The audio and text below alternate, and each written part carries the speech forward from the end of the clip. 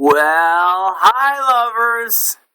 Untitled here. It's morning. I am staring into a fluorescent light so that you can see me.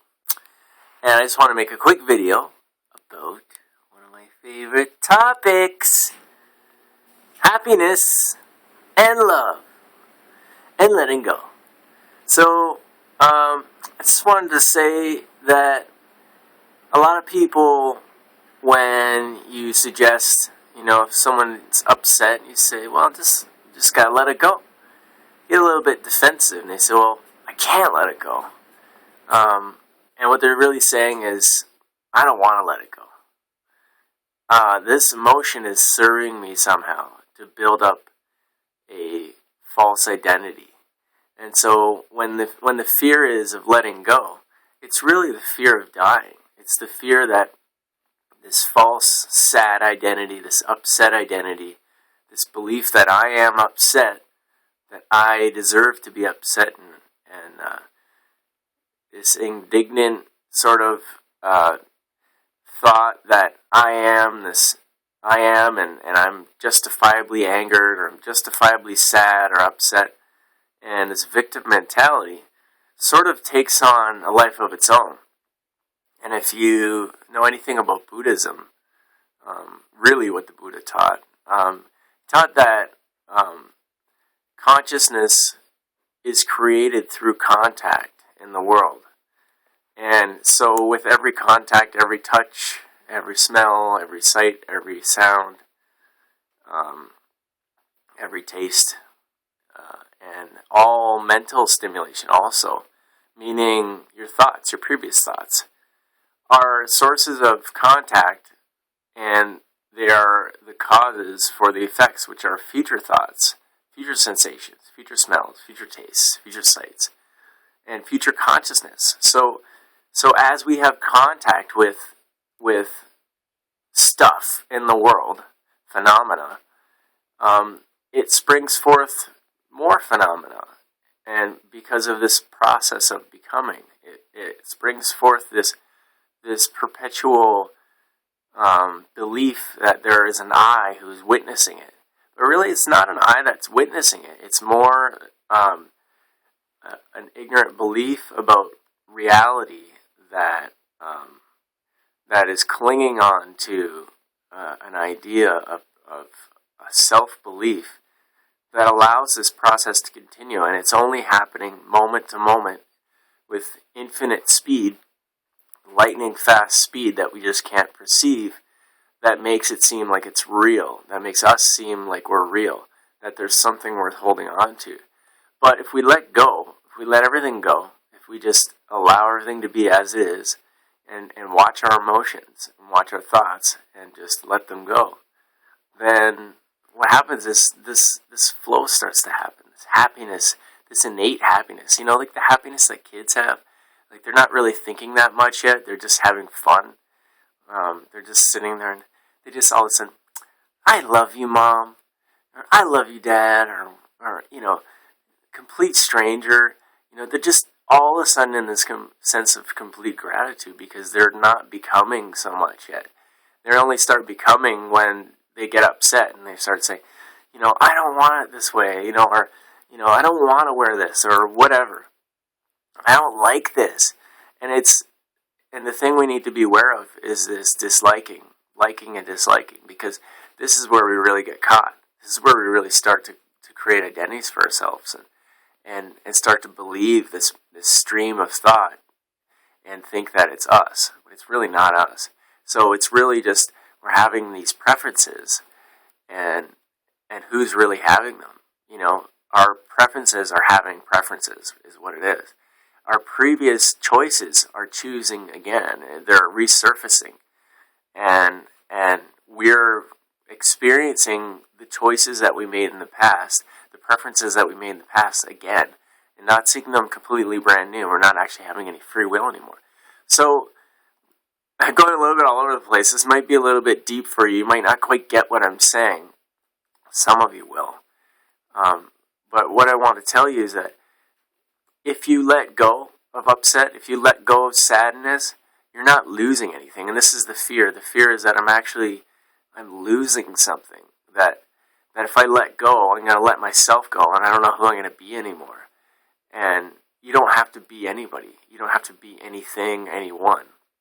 You don't have to be a self. You don't have to be a soul. You don't have to be consciousness. You just have to be. You just have to exist. You don't even have to cling to existence. And so we can just experience without desire, because desire is the source of all our suffering. We're trying to create a life that's not what it is. Because if there's pain, if there's physical pain in the body, like a headache or something like that, it's just a headache. We have to try to see it as it is. It's just a pain in the body. I've had pains in the body before, and they have all passed, every single one. And this too shall pass. And so, why get upset about this pain? If I break my foot, I've broken things in the past. Other people have broken things in the past, and they heal, and the pain's gone. And even if it's not gone, it's impermanent, because this life's impermanent. It's all going to pass. So changing your perspective from the short term to the long term often helps in letting things go, because we're often so stuck in this narrow moment, thinking that this moment is forever, and really we're not looking at the truth of reality, that it's impermanent, and that we can let it go, and that it's going to pass no matter what, even if we don't want to. And holding on to it right now is just like the Buddha teaches, taking a second dart. If somebody shoots you with a dart, you feel pain. Say you get shot in the arm with a dart. You feel pain, you feel physical pain. But the moment we start to say, I can't believe I got shot in the arm. I can't believe it. Why would they do that? I can't believe somebody would shoot me in the arm with a dart. I am Amitabha. I don't deserve this. I'm better than this. This is not fair. Life sucks. You start to say these things. You start to make all these stories around it, instead of just saying, ow, that hurt. Pain. Oh, there's pain there. You start to experience it. Be mindful of the pain. Then it can just be pain. It doesn't have to create this second dart of mental pain. It can just be the physical pain. So whenever we're upset, what we're doing is we're creating, we're having a thought. A thought arises. It says, I'm annoyed. And you're annoyed because you're not accepting reality as it is. You're saying that reality should be different than it is. I have a definition of what reality should be like, and this is not aligning with my definition of reality. And so I'm just gonna try to push it away with this and become upset and annoyed. And because I don't like it, I'm not willing to accept it in all its ugliness and beauty. I'm not willing to accept it.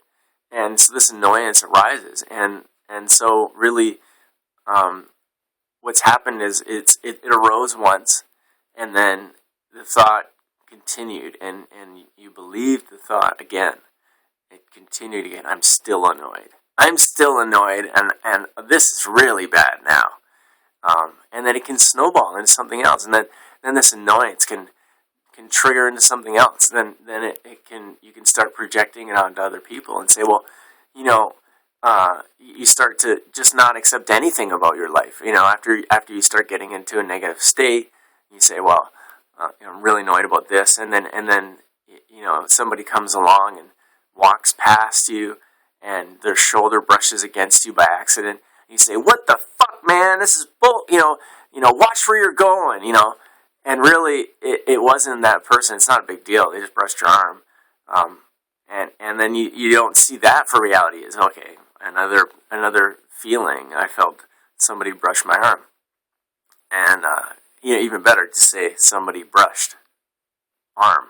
Don't say it's my arm, because is it really your arm when it's all just molecules and atoms that are 99% empty space that will completely be dissolved and disintegrated and destroyed and assimilated into the earth again? Is that really you? All these pieces of matter are just food being recycled and turned into shit.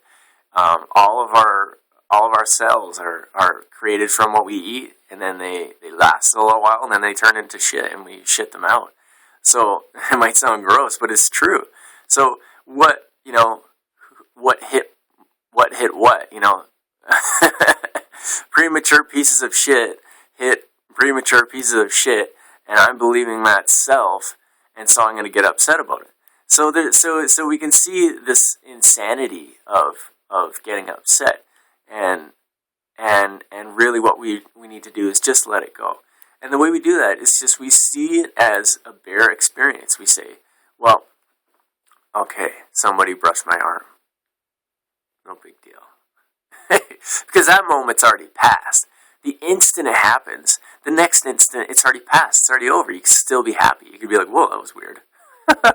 And then you just move on to the next moment.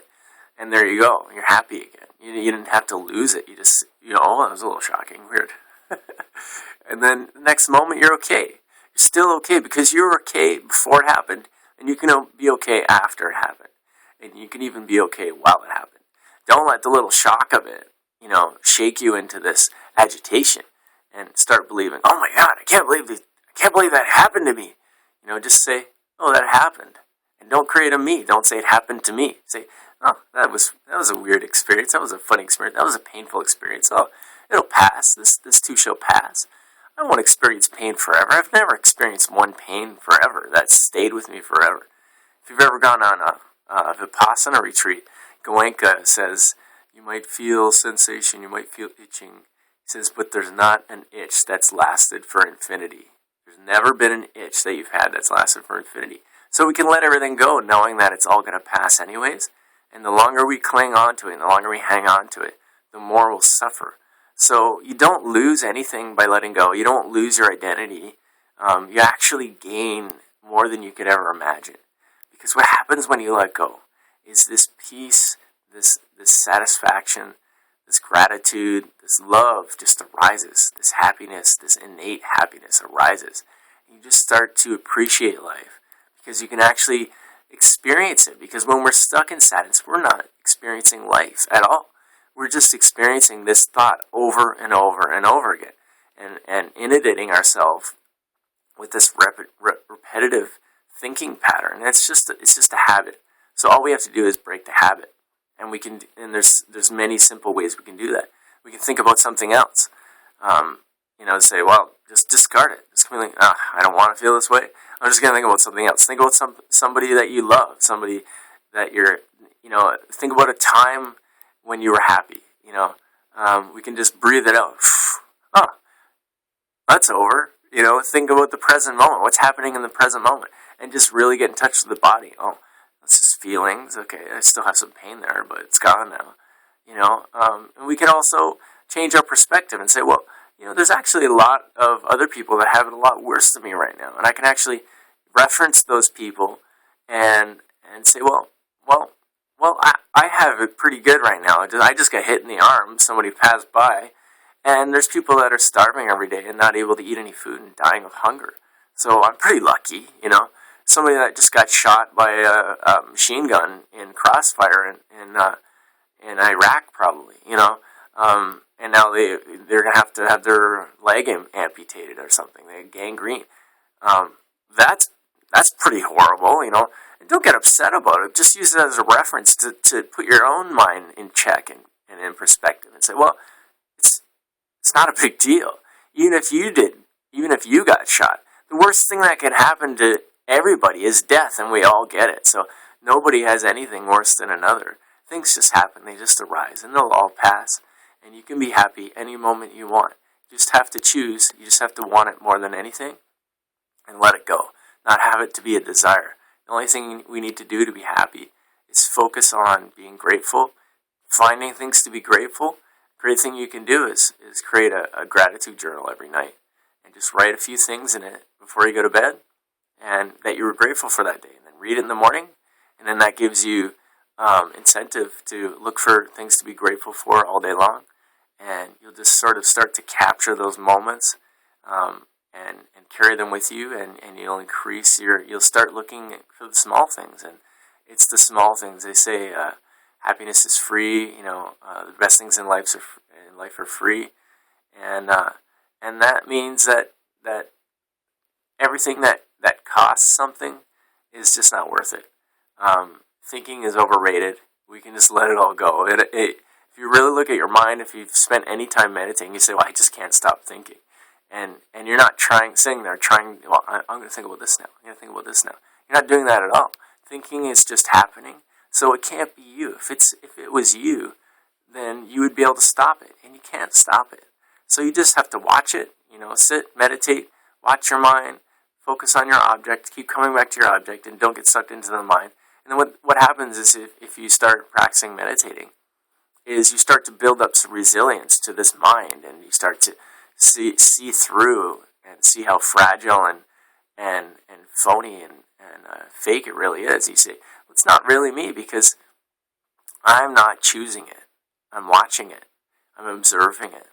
And so at least you could say I'm the observer of it. I'm just the watcher of it, and take that vantage point and not get attached. You don't have to be attached to the story. You can just watch the movie. The movie is your mind. And you don't believe, when you watch a movie on television, you don't believe I'm the characters. You might feel that way. You might get pulled into it. But you know that, oh, no, okay, I just felt what they're trying to portray, but I know who I really am. I'm sitting watching it. So at least it will give you that perspective. So you can choose, make a gratitude journal, meditate every day for 20 minutes, a couple times a day, 10 minutes twice a day, 20 minutes twice a day, and get your mind in check so you can just watch the movie and observe it and see it play out, and you can start to laugh at it. I'm doing it again, and you can just that's when it gets really fun. That's when things start to really get moving for you, is when you can start to laugh at yourself and not get upset. You just say, oh, my mind's going again. Wow. No big deal. I'll let it do its thing, and I'm just going to be happy. So I love you. I hope you have a good day, and I hope you have a good life, and I hope you choose happiness and let go of all the things that are standing in the way. Everything is standing in the way that you're holding on to, and just experience life in its bare beauty, and don't get too caught up in liking and disliking and preferences, and just observe it, just watch it, and just experience it, and you'll be a whole lot happier. I love you. Bye.